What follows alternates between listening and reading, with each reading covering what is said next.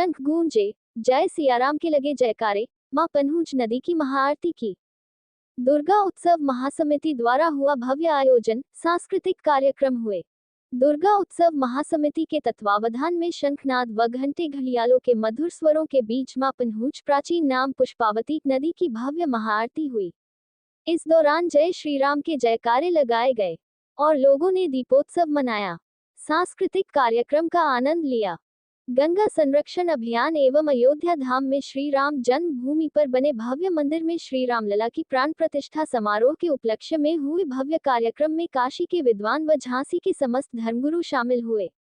नंदनपुरा स्थित मां पन्हूज नदी के घाट पर शाम 4:30 बजे से श्री राम की महिमा के मधुर भजन कलाकारों ने गाए और श्री गणेश वंदना की। कलाकारों ने भगवान शिव के अर्धनारीश्वर रूप में तथा सत्ययुग, त्रेता युग, द्वापर युग, कलयुग पर आधारित आकर्षक नृत्य किया। इस दौरान घाट पर दीप प्रज्वलित किए गए। सांस्कृतिक कार्यक्रम के पश्चात भक्ति भाव से पन्हूज नदी की महाआरती की गई।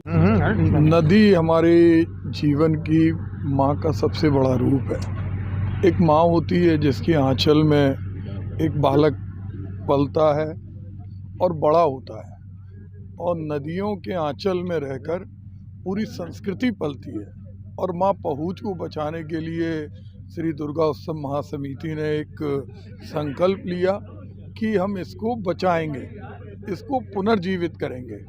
आज हमारे जितने भी पदाधिकारी हैं, चाहे वो हमारे विनोद अवस्थी जी हों, पीयूष रावत हों, सीताराम यादव हों, पूरी समिति इस बात के लिए कृत संकल्पित है कि हम शासन और प्रशासन के माध्यम से माँ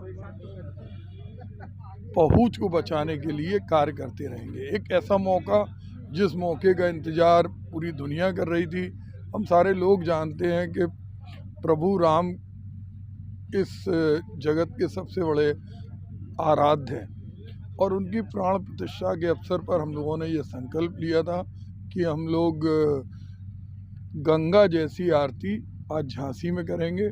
जो काशी में होता है उसे झांसी में करेंगे, और ये संकल्प आने वाले वर्षों में अवश्य एक रूप लेगा। हमारा लोगों से यही आह्वान है कि जिस तरह हम अपनी माँ की पूजा उपासना करते हैं, माँ के चरणों में हमेशा सर रखते हैं, उसी तरह हमें नदी को भी माँ का रूप समझना चाहिए और नदी में कोई भी गंदगी और कूड़ा नहीं फेंके।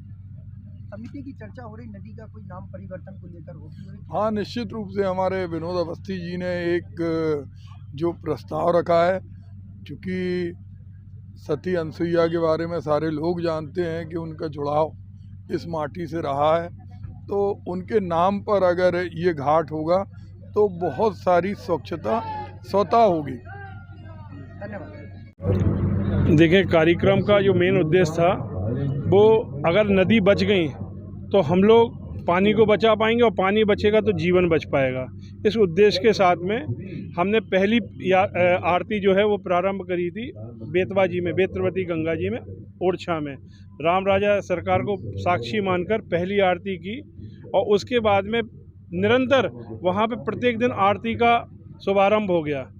यही उद्देश्य के साथ में यहाँ जब हम अपने बच्चों को लेने आते थे तो हम देखते थे कि लोगों में इतना पॉल्यूशन था कि वो लोग जाके इतना कचरा डालते थे कि उनको ये मालूम है कि कचरा डालने से ही पुण्य की प्राप्ति हो, ऐसा लगता था।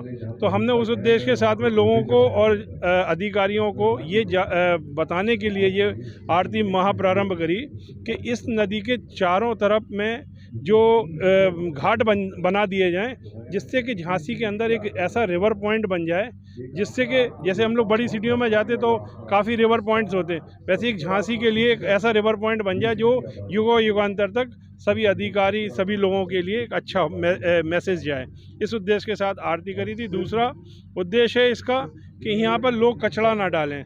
कचरा डालने के लिए झांसी में जितनी भी पानी वाली जगह है वहाँ पे नगर निगम द्वारा कुंड की स्थापना हो चुकी है, तो उनमें कचरा डालें और ये मन से भ्रम हटा दें कि कचरा पानी में डालने से ही पुण्य की प्राप्ति होती। यदि ऐसा आप लोग करेंगे तो आने वाले समय में अपन लोगों की पीढ़ियों को अनेक कष्ट होगा, क्योंकि आने वाली समय में पानी ही की लड़ाई होगी। इस उद्देश्य के साथ में ये कार्यक्रम हमने किया है।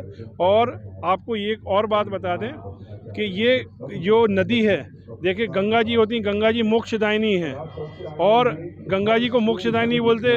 आप लोग सरजू नदी में जाएंगे तो राम जी की भक्ति मिलेगी आपको। आप जो यमुनोत्री है, यमुनोत्री में अगर जाएंगे आप तो आपको यम के दर्शन नहीं होंगे, आप सीधे जाके मोक्ष में होंगे।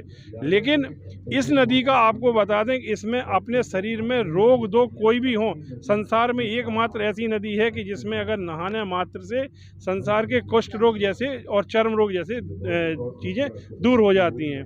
तो इसको अपनी नदी मानते हुए नदी को आप लोग भी पत्रकार द्वारा इसको इतना संचालित करें कि लोगों में अवेयरनेस आए कि पानी में कचरा ना डाल के उनका पूजन करें, जिससे कि आने वाले भविष्य में जो पानी की लड़ाई है वो कम से कम झांसी में तो ना हो।